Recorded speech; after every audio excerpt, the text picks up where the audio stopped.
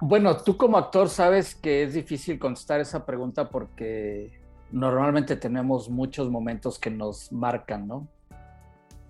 Si me dieras a elegir, yo te diría dos en particular. Uno, que fue cuando estaba yo en mis inicios, precisamente en el mundo de la actuación, en teatro, y yo formaba parte de una compañía de teatro que se llamaba Los Muchachos. Y éramos literalmente puros muchachos, por eso, pues ahora sí que de ahí el nombre, ¿no? Y eh, tuvimos una temporada de teatro infantil en donde hacíamos funciones en la calle, en distintas colonias populares del municipio de Naucalpan, Estado de México. Los lugares más recónditos que te puedas imaginar, zonas muy pobres y lugares en donde ni te imaginarías que estás en el municipio de Naucalpan. Es decir, eran zonas en donde literalmente si yo te llevaba con los ojos cerrados o tapados y te decía, a ver, ¿en dónde estamos? Tú decías, pues nomás por el tiempo no podría decirte que estamos en, no sé, en, en un lugar boscoso o en Chiapas, porque literal no tenías idea de que estabas dentro del municipio de Naucalpan. Bueno, dentro de esa gira hay muchas experiencias que me marcaron precisamente teniendo el contacto con niños de esas zonas populares. Pero hubo una en particular fue que fuimos al instituto eh, John Longdon Down, el Instituto para Niños con Síndrome de Down, que está en Naucalpan precisamente y está en una zona popular. Y dimos una función dentro de las instalaciones del instituto. Esta obra es una adaptación de Federico Godoy Silva, que era el director de la compañía y fue mi maestro y mi referente de teatro hasta la fecha. Entonces, él adaptó el cuento de eh, la Caperucita Roja en un concepto totalmente distinto a lo que nosotros conocemos como el cuento. De hecho, el cuento original de los hermanos Grimm de la Caperucita Roja, tú sabes que es muy agresivo y tiene unas implicaciones psicológicas tremendas, ¿no? Sobre todo para los niños. De hecho, no es un cuento para niños. Lo que pasa es que también mercadológicamente lo fueron adaptando para que fuera un cuento para niños. Pero el cuento original es terriblemente violento. Eh, lo que hizo Federico fue hacer una adaptación y ahora sí lo hizo para hacer un cuento para niños. Entonces dimos nuestra función. Al final de la función siempre teníamos el protocolo, por decirlo de alguna forma, o la atención de hacer una fila a todos los personajes y conforme iban saliendo los niños y la gente de la función, pues los íbamos saludando y los niños se acercaban, nos abrazaban, platicaban con nosotros. Y ahí estaba el personaje, pues obviamente del lobo, de la caperucita, de la abuelita. Aquí habíamos leñadores, no era un cazador ni era un leñador, éramos varios leñadores, etcétera. Eh, no sé si alguna vez has trabajado para niños con síndrome de Down, pero es un público muy difícil porque retener la atención de un niño con Down es bastante complicado. La verdad es que nosotros, yo te hablo, yo estaba muy chavo, yo tendría, no sé, 23 años cuando mucho. Y yo era de los más grandes en esa compañía, de edad me refiero. Entonces, teníamos muchísimo miedo porque pues tienes ese estigma, ¿no? De que no nos van a hacer caso y van a estar distrayéndose, la función va a ser fatal, etcétera, etcétera, ¿no?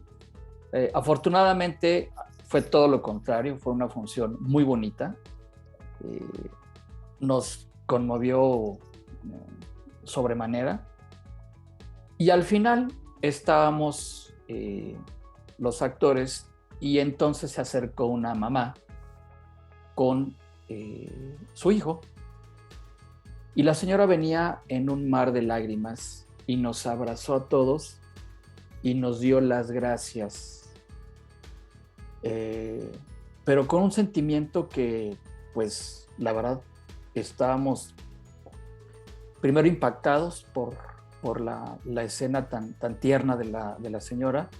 El niño con una sonrisa de oreja a oreja, no cabía en la emoción. El niño no nos soltaba, nos abrazaba a unos y al otro, y al otro, y al otro. No sabía a quién abrazar el niño. Y ya la señora, cuando pudo contener un poco la emoción, nos dijo con la voz entrecortada que nos daba las gracias porque en 10 años, que era la edad que tiene su hijo, nunca había visto que su hijo mantuviera la atención y la emoción por más de 10 minutos a alguien o algo.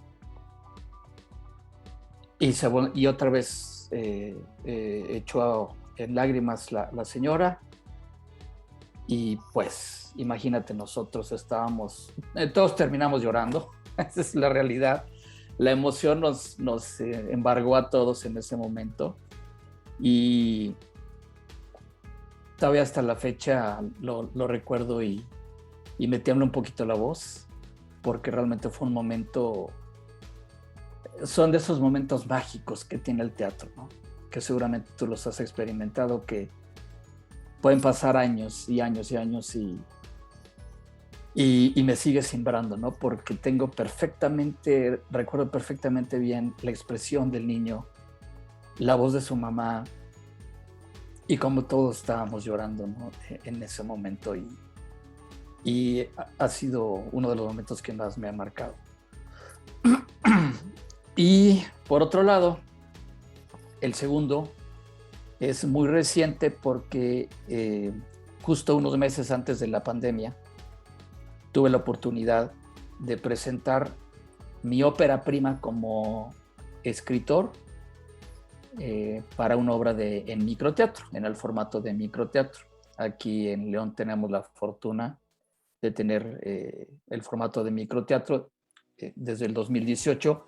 Yo fui uno de los actores fundadores de Microteatro León, y trabajé 8 temporadas en microteatro. Después, bueno, vino la pandemia y lo que todo el mundo conocemos tuvo que cerrar, y pues no ha podido regresar con el formato de microteatro por el hecho de que son salas muy pequeñas en donde tiene que haber hasta 15 personas muy juntas, y por obvias razones no está permitido, ¿no?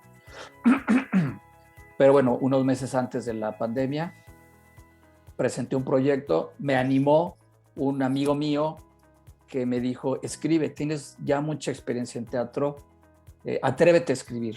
La verdad es que creo que lo vas a hacer bien.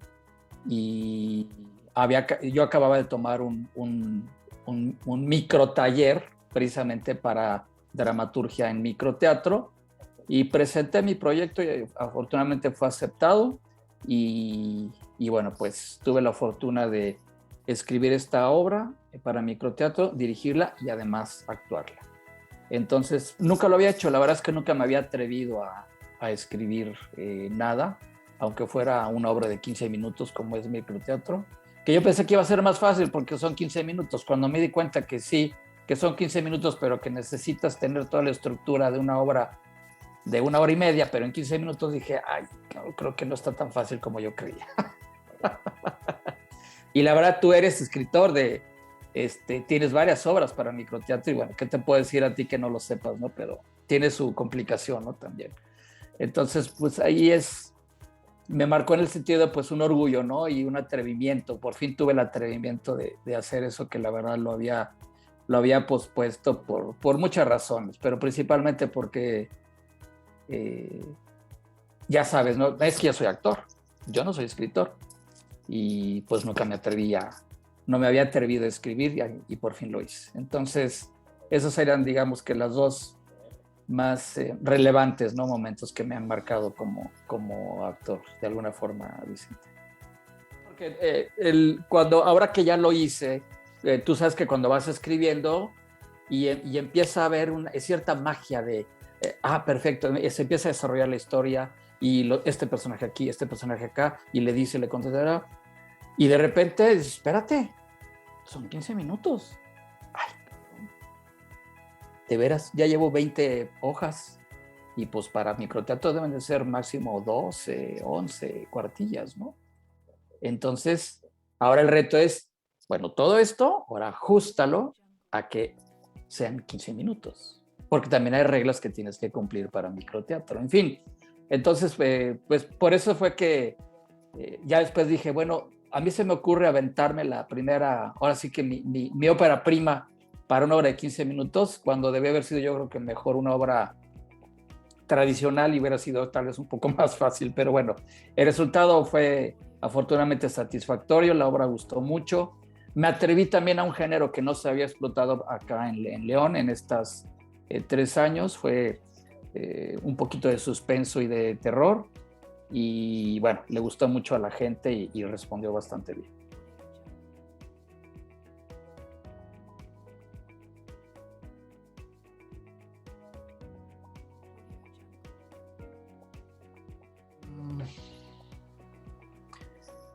Fíjate que yo nunca he hecho monólogos.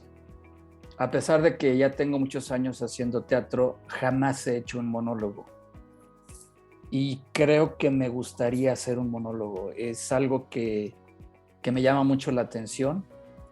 Ya sabes, hay miles de posturas al respecto, ¿no? Que es la parte más, el género más egoísta del teatro, porque pues no compartes escena más que contigo mismo.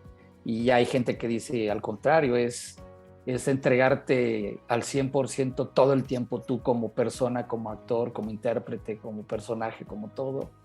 En fin, es muy polémico el tema del monólogo, pero sí me gustaría hacer un monólogo. Y fíjate que hace poco que leímos el de La voz humana, aunque esté escrito para una mujer, a mí me encantaría hacer ese monólogo, adaptarlo fácilmente a un actor, no hay mayor complicación.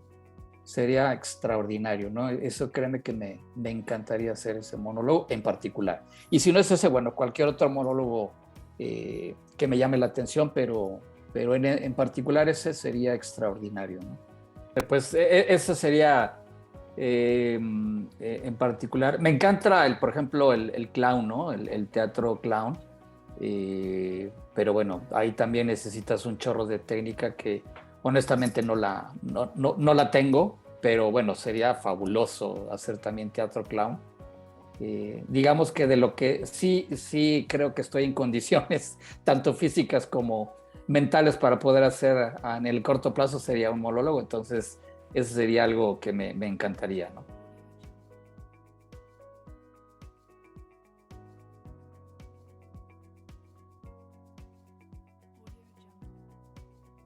Bueno, para bien, fíjate que para mal, no tengo ninguna referencia mala como creador escénico, afortunadamente. Creo que todo, absolutamente todo ha sido de aprendizaje, ¿no? Y el aprendizaje siempre será algo positivo, nunca negativo.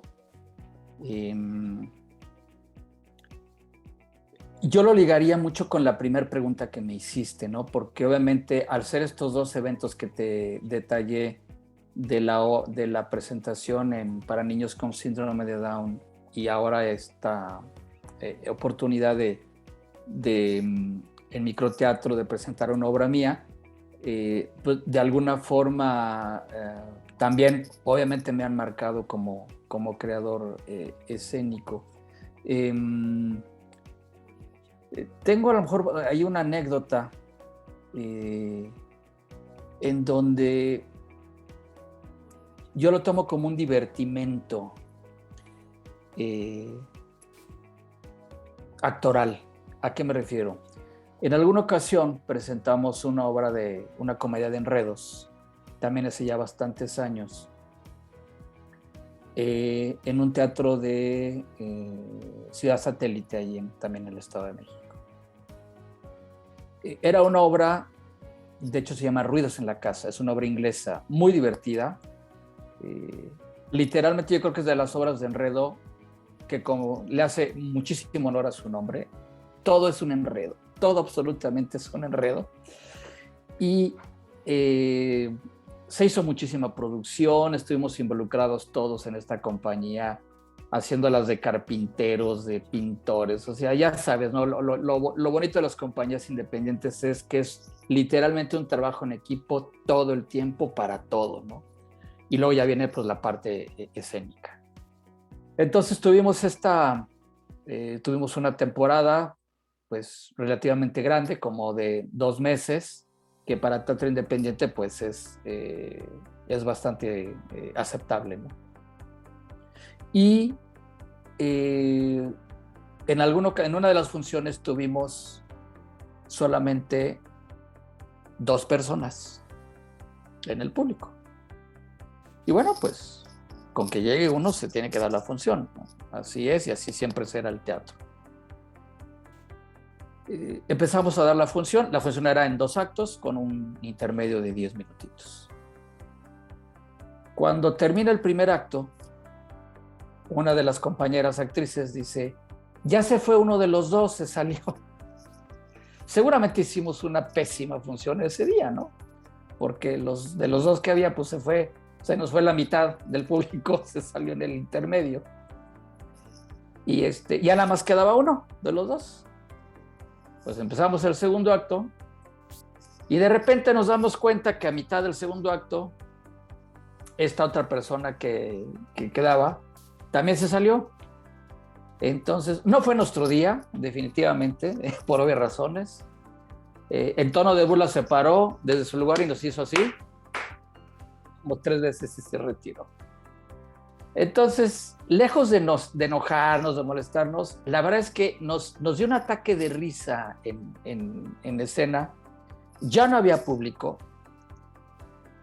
Y nos volteamos a ver, y son de las partes bonitas del teatro, de esa magia que tiene, que no nos dijimos absolutamente nada con palabras, pero todos, en escena éramos como 12 personas. Nos volteamos a ver a los ojos y nos dijimos, vamos a continuar, vamos a terminar la obra que venimos a dar el día de hoy. Y continuamos con nuestra función. Nos hemos dado una divertida, Vicente. Creo que fue la función que más gozamos como actores, porque lo bonito de la comedia es que también tú como actor pues la disfrutas, ¿no? Entonces terminamos de dar nuestra función, nos agradecimos a las butacas vacías y nos aplaudimos entre nosotros. Entonces fue una experiencia muy bonita. A partir de ahí ya te imaginarás la cantidad de cotorreo, de burla entre nosotros mismos, pero lo que yo rescato de esta anécdota es eso, que hubo una comunicación entre actores sin decir una sola palabra de que vinimos a dar una obra de teatro y la vamos a terminar con o sin público. Y bueno, la terminamos y fue una experiencia, y fue una experiencia que a mí me dejó muchísimas enseñanzas a futuro y hasta la fecha, ¿no? Entonces, a partir de ahí en particular, si yo siempre he creído que un escenario o un foro teatral, y por foro teatral me refiero que puede ser un teatro muy bonito o puede ser tu espacio que te asignaron en la calle para dar una función. Ese es tu foro teatral. Bueno, ese o el otro para mí son recintos sagrados y se merece un respeto absoluto de todos los que vamos a formar parte de esa magia del teatro.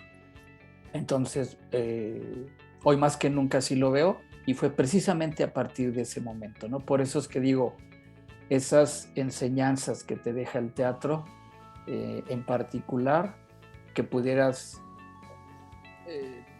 adoptar una postura negativa, imagínate, ¿no?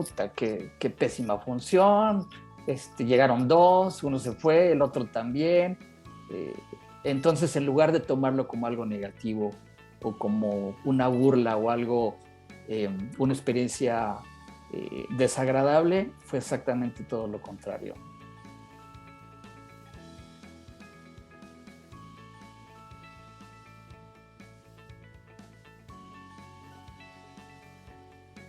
Definitivamente el maestro Federico Godoy. Normalmente en este tipo de preguntas uno responde nombres de grandes dramaturgos o de grandes directores de teatro que son conocidos y que obviamente son referentes, ¿no? Yo creo que de todos los actores a nivel nacional o inclusive o autores internacionales que son referentes para uno a nivel nacional. Pero en mi caso particular, el maestro Federico Godoy, que fue, yo le digo todavía hasta la fecha que es mi sensei de teatro, yo lo admiro por muchísimas razones. Es una persona, y sigue activo, es una persona, es un profesional de las artes escénicas en todos los sentidos, ¿no? Es director, dramaturgo, actor, compone la música también o componía la música de sus obras. Hoy en día el maestro Godoy debe tener cerca de los 75 años. Actualmente se dedica más a la docencia del teatro, y por supuesto monta obras de teatro en las instituciones donde está fungiendo como director de toda la parte teatral, ¿no? A nivel de todo el Estado de México, en las escuelas normalistas, si no mal recuerdo. Bueno, pero él en su época que tenía estas compañías de teatro independiente, él también hacía la música y las interpretaba en vivo. Entonces era muy bonito porque teníamos teatro en donde la música era en vivo también. Y abarcó todos los géneros, hacía teatro, hizo teatro infantil, teatro de cámara, trabajamos en foros isabelinos, trabajamos en la calle, teatro musical infantil, por supuesto el melodrama, teatro terror, también hicimos dos obras de teatro terror, en fin, muchísimas, prácticamente todos los géneros también los abarcamos con él. Entonces, imagínate a chavos de 18, 20 años que en la mañana hacían una obra de teatro infantil y a las 6 de la tarde hacíamos una obra de terror. Y éramos los mismos actores. Entonces, eso creo que también nos dio muchas tablas, ¿no? Para poder representar cualquier tipo de personaje. Y es una de las cosas que más le agradezco también a él. Él tuvo la oportunidad de trabajar, de hecho trabajó con gente, te hablo de los años 60, 70, con gente de la talla de Manolo Fábregas, por ejemplo. Y él prefirió trabajar con chicos a partir de los 15 años, porque su filosofía de vida, no sé si de vida, pero su filosofía al menos como creador escénico siempre fue desarrollar el teatro en los jóvenes. Él siempre fue un convencido de que gran parte de los problemas de esta sociedad se podrían resolver si los chavos hiciéramos teatro o hicieran teatro. Y créeme que hoy por hoy también soy un convencido de eso. Entonces se alejó de esa farándula comercial que le pudo haber representado económicamente pues bastantes ingresos, y él prefirió dedicarse a hacer teatro con puros jóvenes. Y esta compañía de los muchachos fueron muchas generaciones de muchachos. O sea, yo fui ya la última generación, él ya llevaba como 20 años con esta compañía de teatro, y entonces nos iba reciclando en el buen sentido de la palabra, porque muchos miembros de la compañía de teatro Los Muchachos fueron creciendo. Había gente que no se dedicaba al teatro y mucha gente que se dedicó profesionalmente al teatro. Y entonces cumplían su ciclo y veníamos otros, cumplíamos nuestro ciclo y veníamos otros, y así sucesivamente, ¿no? Entonces, por estos motivos y por supuesto la calidad del trabajo que nos exigía, porque él siempre nos dijo, jóvenes, ustedes hacen teatro profesional. En México confundimos teatro profesional con...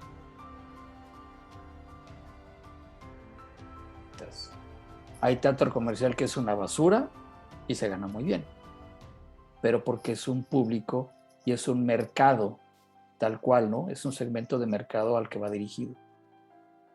Pero eso no significa que sea un teatro profesional. Y hay teatro comercial que definitivamente es 100% profesional. Ustedes lo que hacen o lo que hacemos nosotros es teatro profesional.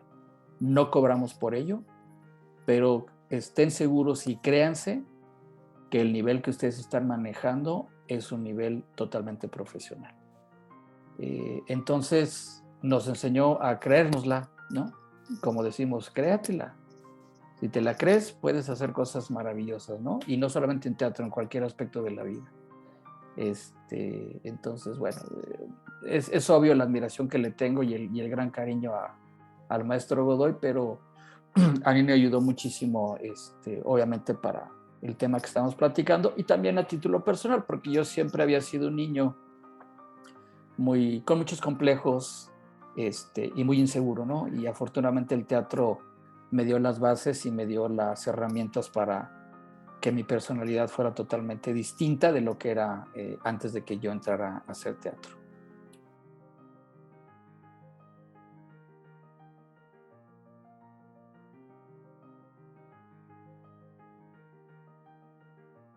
Yo empecé, fíjate lo que son las cosas. A mí desde niño me gustó mucho la actuación, pero era muy tímido, como te decía, muy inseguro. Entonces, yo soñaba con estar en la tele, ¿no? Tenía, no sé, 8 años, 10 años, no me acuerdo. Pero bueno, no podía ni pararme al frente sin titilar de miedo, ¿no? En una clase o lo que fuera. Eh, entonces, pero siempre tuve esa inquietud. Cuando estoy en la secundaria, se abre un taller de teatro y por supuesto que aproveché para formar parte de él. Y bueno, la verdad es que fue un taller de teatro que no pasó sin pena ni gloria, pero de alguna forma fue esa semilla que sembraron en mí para decir, híjole, no sé si esto es lo mío, pero me encanta, me está encantando esto. Cuando llego a la prepa, ahí sí ya había una compañía de teatro un poquito más formal. Estuve, de hecho, se abrió los últimos 2 años del bachillerato. Esos 2 años, por supuesto, formé parte de esta compañía y pues hicimos varias obras, a final de cuentas obras escolares. Estando yo precisamente, acaba de salir del bachillerato, fue cuando me entero de esta compañía de teatro de los muchachos y ahí fue donde yo inicié. Había pasado de forma irrelevante en otras 2 compañías también independientes, pero desde la primera sesión o la primera acercamiento que tuve con los directores ahí de esas compañías, ya no regresé, dije, no, estos cuates andan en otro rollo, no es lo mío, así medio fumados sus cosas, en fin, la verdad es que no me gustó. Llego por azares del destino, una coincidencia, acá con Federico Godoy. La compañía la había puesto muy cerca de mi domicilio, precisamente en lo que es las instalaciones de lo que era lo que es la Asociación de Colonos de la fraccionamiento donde yo vivía en aquella época. Y dije, pues me queda bien cerquita, ¿qué más puedo pedir? Me voy caminando. Y bueno, a partir de ahí me quedé. Fueron, ¿cuántos años duramos ahí? Insisto, fui la última generación de los muchachos y fueron 7, 8 años, si no mal recuerdo, que estuvimos trabajando, haciendo obras. Hicimos muchísimas obras con él, todas de su autoría, excepto una. De todas las obras que montamos, solamente una no era de la autoría de Federico Godoy, todas las demás sí. Y bueno, lo que ya te platiqué, ¿no? Yo cometí el error, y ahora lo digo abiertamente, y no sé si decir me arrepiento, pero creo que Sí, la verdad es que sí me arrepiento, pero por algo pasan las cosas. No me atreví a estudiar la carrera de artes escénicas ya a nivel profesional para vivir de esto, ¿no? Eh, Desafortunadamente hoy en día no vivo de esto. Yo tengo un trabajo que es el que me da de comer, pero vivo para el teatro o para la actuación. Entonces trabajo para vivir, pero vivo para la actuación. Y es algo que nos sucede a muchísimos que estamos en este medio, de alguna forma independiente, ¿no? ¿Qué es lo que agradezco a la vida o a las circunstancias, o no sé cómo llamarlo? Que ya son 20 años de dedicarme al teatro, a pesar de que nunca he vivido de él. Y en los últimos 3 años ya he incursionado un poquito en cine. He hecho ya comerciales, videos institucionales para dependencias de gobierno, etcétera, ¿no? Entonces, pues afortunadamente sigo haciéndolo, ¿no? Aunque no vivo de él, sigo estando activo y sigo haciendo teatro y sigo explorando otros lenguajes para la actuación, ¿no? Como el lenguaje cinematográfico y el lenguaje comercial, ¿no? Y diste en el clavo, mi querido Vicente, porque hablaste del equilibrio y justamente eso es lo que afortunadamente he podido encontrar, un equilibrio entre lo que paga las cuentas y lo que me apasiona, ¿no? Ahora, honestamente, a raíz de la pandemia, la cantidad de compañeros del medio artístico, no solo actores, ¿no? Todos los que dependen del medio artístico, tanto actoral como de cualquier otra arte, como artes plásticas, o música, etcétera, que no tenían un respaldo económico de un trabajo godín, como dicen ahora, pues se las vieron y se las siguen viendo negras, ¿no? Hoy en día. Entonces, afortunadamente yo tengo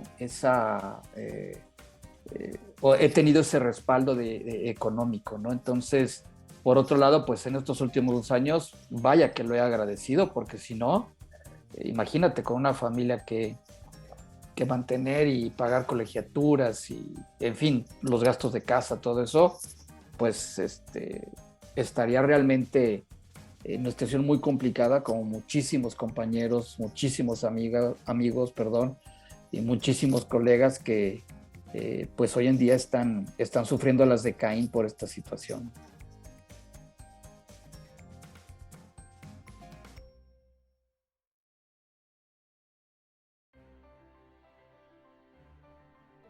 Eh,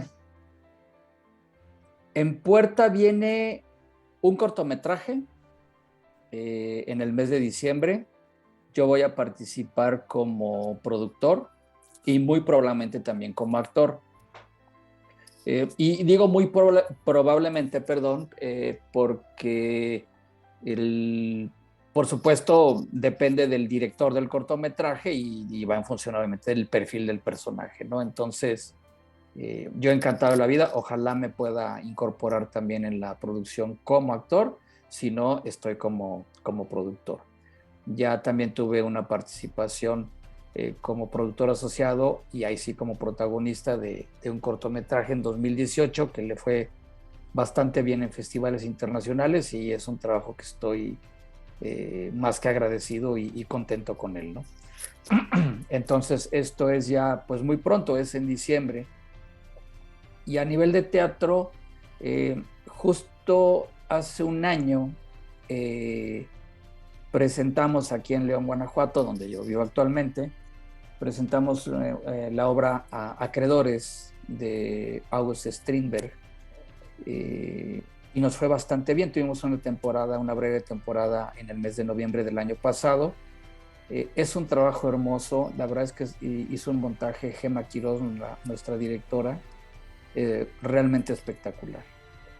Y es muy probable que se retome para hacer giras.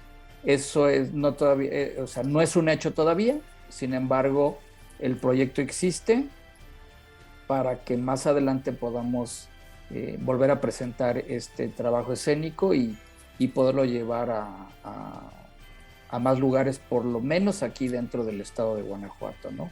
También se está buscando la posibilidad de que pudiera presentarse en Ciudad de México, pero bueno, es un proyecto a futuro y como tal, pues no está nada escrito todavía, ¿no?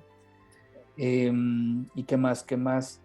Y bueno, estamos en espera también de ver que ojalá Microteatro pueda ya abrir próximamente.